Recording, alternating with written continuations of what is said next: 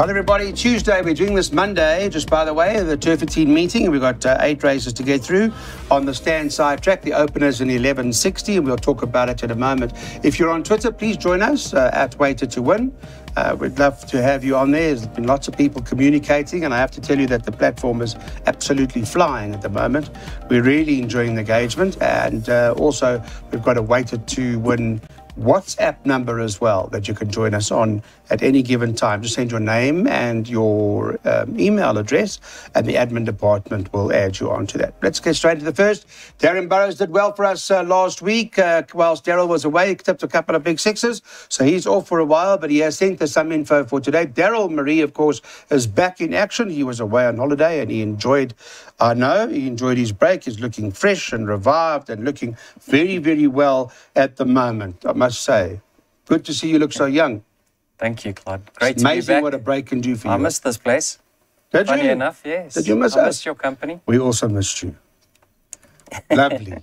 Claude, the first race. Now, Uncle Tiki Bird, is he the ruling favourite? 7-2 ruling Uncle Tiki Bird, and 2 Stroke of Mercy 5-1, and 9 California Boy is 5-1 at the moment. 6-1 about number 10 on the card, a first timer from Johan Stable, trading at sixes. Yeah, Uncle Tiki Bird is 7-2.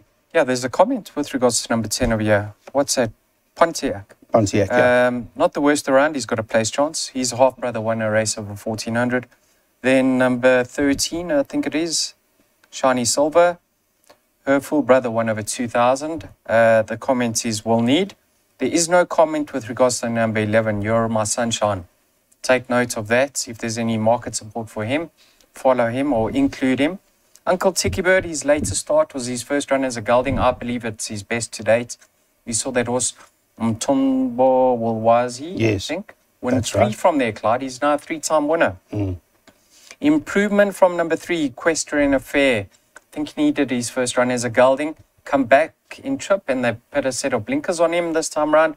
So expect improvement. And watch out for number 9 over here, California Boy. Needed his first start as a gelding. He moved up. I think he's going to strip a lot fitter, and he should go into all play over here, number 9, California Boy. So up at 3 horses in the first leg of the bar pots. Watch out if there's any support for number 11, You're My Sunshine. But I'm hoping I'll get through with numbers 1, 3, and 9. Okay, well, you've got Mark de Kock in most of that, so perhaps it is his race for the taking. Let's see. 1160, they run them up as straight. Daryl's gone 139 by 1, 2, 6, 11 by 4 and 11. Then we've got a banker later on that comes up in race 4. He's bankering that also Kalahari Blue, number 4 on the card, who on Monday was trading 16 to 10. Then 3 and 4 in the next leg, and 3, 7, 11 at the back. It's a 144 rand. Bipod Perm. Welcome back, second race. Let's get into the action here. It's a place accumulator opportunity. It's over 1160, where they bet number 1, Mighty Goddess, 14 to 10. Tony Peter had his first runner, first winner. Well done to him. He's got another first time here in Ghost Ship at 33 to 10, and I guess one's got to pay attention to that. But Mighty Goddess back in the maidens now. Yeah, surely should get it right now. You know, on form, she's a sitter. Well, we don't know about the first timer. We do know that there is a comment in the front of the book, and Tony says, could place. Now, her half-brother, Clyde, was Matisse. He won on debut over this very same course in distance by 4 lengths. He romped. There has been some outside support for her. Well, not outside support. There's been some steady support for her. She opened 7-1. Tony says could place. Go ship. Yes. Okay. So just watch the market closer to race time. Mighty Goddess on form should certainly be a penalty kick, Clyde. I mean, her 2 runs with the blinkers have been in the sophomore. We saw Takanot go out and follow that up with a win in the Labello Sprint Grade 3. Last time out, she was in handicap company. But Clyde, this is my concern. Have a look at her comments in the computer form, not striding, hanging. So in my mind, I've got a little bit of doubt over her. On paper, she appears to be a good thing. I'm not willing to take her current price. That's my personal opinion. Okay. Tis Magic, her later start of the course in distance, was a fair effort. If you like her chances, you have to include number 6, Tsitsi Karma Pearl, very little separating the two of them. We'll see that. But Tiz Magic is getting there slowly, and she's looks like she could break through the maidens anytime now. There's a comment with regards to number 4. Yeah, Absolute Pleasure. Now, she's having her first start for a new yard. Clyde, watch this filly move down to the start. In my opinion, she moves terribly short. Okay. But they're saying strong filly, expecting a good run. If she's striding, Clyde, I wouldn't be surprised to see her romp, because I don't like the way she moves. So let's see how she goes down. Number 4, Absolute Pleasure. For me, in the first leg of the PA, I'm not bankering number 1. On paper, she should certainly be a banker. But because of those comments, I have my reservations. 1 and 2 are enough for me. Absolute Pleasure coming out of PE. Yes, and prior to that, she was in Cape Town. Okay. All right. All right, we got you. We know what you like. Let's put up race 2. Thanks, Daryl. Place accumulators. What are we doing? Are we bankering Mighty Goddess or not? And Daryl says no, he's not exactly sure. And therefore, he'd like to go in this race 1 and 2. And we don't know much about the baby in this race. So 4 and 11, then bank of the 4. We mentioned it earlier. That was from Johan Janssen van Vieren, Kalahari Blue. Then 3 and 4, then 3, 7, 11. 3, 5, 6, and the last leg 2, 5, 9, and 14, which makes for a competitive PA. It's by no means a straight line PA. 288 Rand. Okay, so we're at the 96 level now, so higher, so to speak, league of race, and we'll have a look, because it does give us a pick 6 chance. Darren Burrows worked it out for you, and we'll get to that in a minute.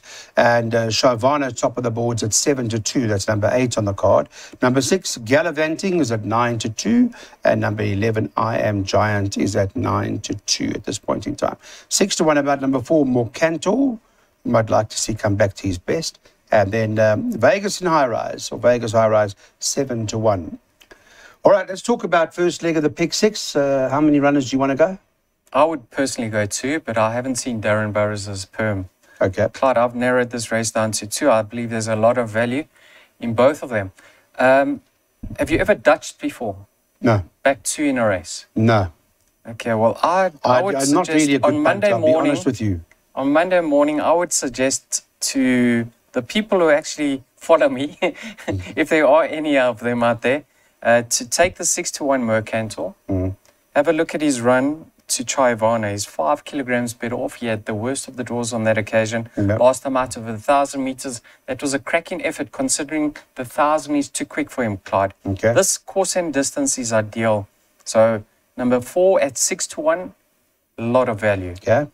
And then I Am Giant. Clyde, this horse has always had a reputation of being a well above average sort. Take note, he has now been gelded. He's better than his current rating. His only start up the straight, he romped home on that occasion. I think it was his debut. I just don't know his well-being. And, you know, he's owned by some heavy hitters, Clyde. If I knew that he's fancied to make a winning comeback, I'd say get stuck into number 11, I Am Giant. But I don't know if they're going to have a go with him in his return effort. I think he might be short for that reason, I've got a slight preference for the 4 Mercantor over the 11 I Am Giant, but I'm willing to take on the balance of the field. There is a comment in the front of the computer form with regards to number 6 Gallivanting will need the run. So one can expect her to blow off the boards. Yeah, I Am Giants had 3 runs to date. I mean, nothing wrong with his form. He won, but then they backed him 9 to 10 to win second time out, and he was beaten by a fair horse. I wouldn't rave about that.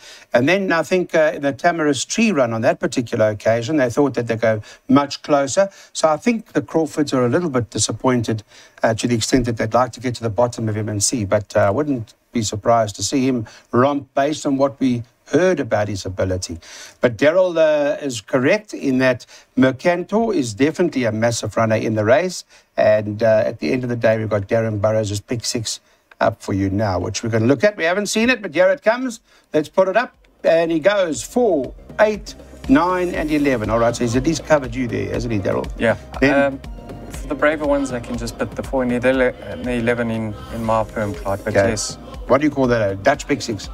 No, I'm Dutching the 2 of them. I'm taking the 9 to 2 and the 6 to 1. But I'm saying if you take 2 pick 6, is it Dutch? Do you call it Dutch? No, I wouldn't call that Dutching. I don't know if that's... Banker 4, 5, 1 and 3, by 2, 3, 7, 11, by 1, 3, 5, 6, 7, 8, 9, 10, 11, 12, by 1, 2, 5, 7, 9, 10, 11, 14. So from Darren's perspective, let's hope this horse wins for him in the second leg, Kalahari Blue. Both guys like it very much, and hopefully we can bank some money out of that. Let's get on to the action now. We're going to have a look at race number 4 on the card. It is our jackpot opportunity, this particular event. And we've been talking about this horse, Kalahari Blue, from the jump, really. You've noticed through all the exotics, it's hard to beat. I ask Daryl Marie why. Because of this reason, Klaas, the drop in trip, I think he's a much better 1,200-metre horse at this stage of his career. Have a look at his form over the 6 furlongs. It's very good, including a close-up third to Thunderstruck.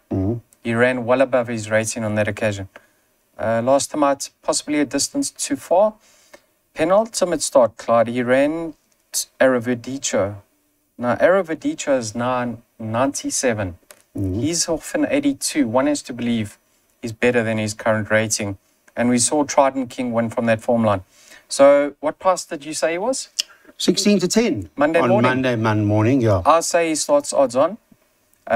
Spielberg. So? Yeah, Spielberg, Clyde. Spielberg, I've got my reservations. He's got these respiratory noise issues. He's now going the extra furlong or 200 meters. I think he's going to come up for air that final furlong. So I don't have confidence in him over the six furlongs. Ramchandani Road, there's a comment in the Hollywood Syndicate. Yeah, what do they say? They say expected to need this run. So he's not fancy to win. So I think the danger to Kalahari Blue could be number 9, Mescal. He's off a competitive rating. He should be thereabouts. I think he could slot in just behind Ramchandani, get a nice toe through, and be Kalahari's biggest danger. But I think Kalahari Blue will be a very, very hard horse to beat. Well, once you say it's going to start in the red, you may well be right about that. And of course, out of there came Trident King from the RCO Pambile form line. That came out and won. And Kalahari Blue was beaten 2.5 lengths by him on that occasion. So the form does seem to be holding up quite well. So the boys are confident. It's a jackpot, I believe. So let's put that up into race number 4. And it does come from Daryl Marie.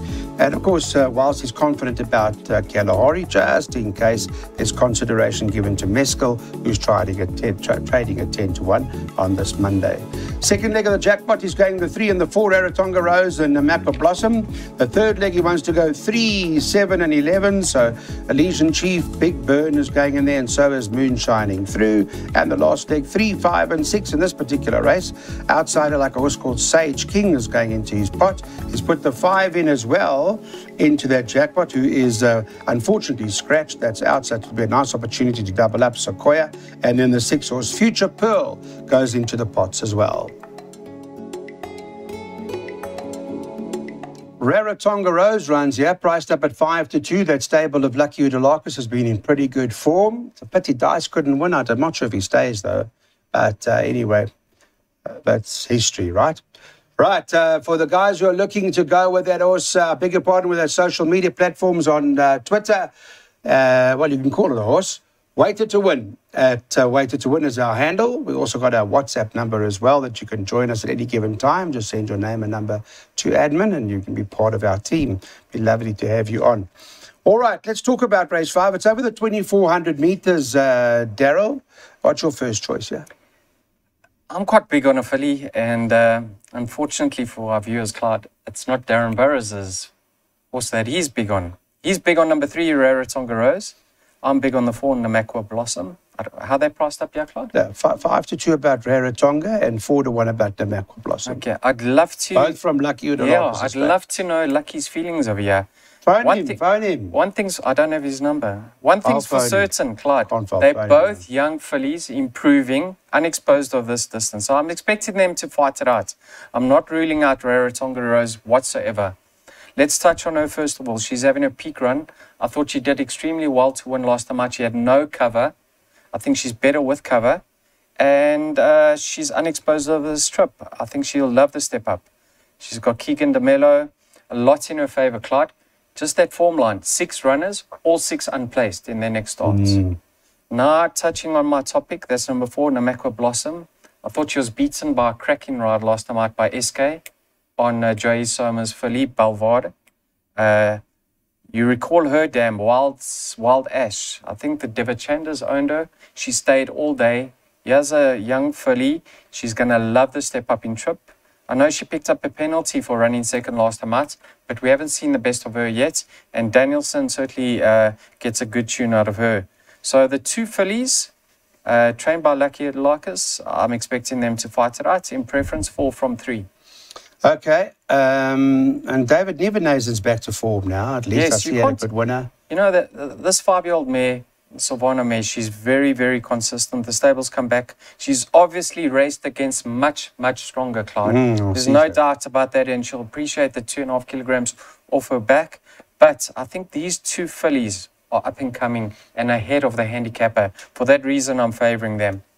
Okay, here we go. Race 5. This is what the plan is from the gentleman. That's Daryl, who recommends we go straight up with Namakwa Blossom, who currently Monday morning traded 4-1.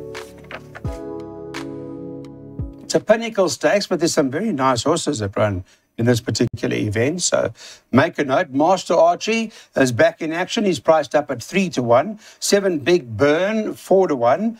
3 Elysian Chief is 9-2. And number 11, Moon Shining Through, is 6-1. Bahika's in there at 8s at the moment, and 10-1 and better about the rest. Even a horse like Vars Vicky, who's been in very good form. So it's a strong lineup, this. Yeah, what a cracking race, Clark. Really looking forward to it. Let's touch on Master Archie. He has beaten, obviously, Big Burn in the computer form sprint. But look at the weights. He goes up 4, Big Burn goes down 4. That's 8 kilograms in Big Burn's favour for 2 lengths. And Clyde, she's racing fit. So I've got a preference for Big Burn over Master Archie. I don't believe Master Archie is going to be 100% tuned to win a Pinnacle in his comeback. I think he's got bigger fish to fry. But in saying that, he certainly has the class and the ability. No doubt.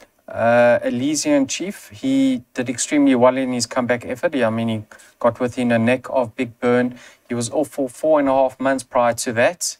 Concern with him is he's drawn down the inside in Soulgate number 1. But on paper, he has to be respected. And then Clyde, this filly, I keep touching her on her, Moon Shining Through. Now, I certainly don't believe we've seen the best of her yet. She's lightly raced. Last time out, she had excuses, Clyde. She wasn't striding out. Yeah, she's carrying 47.5.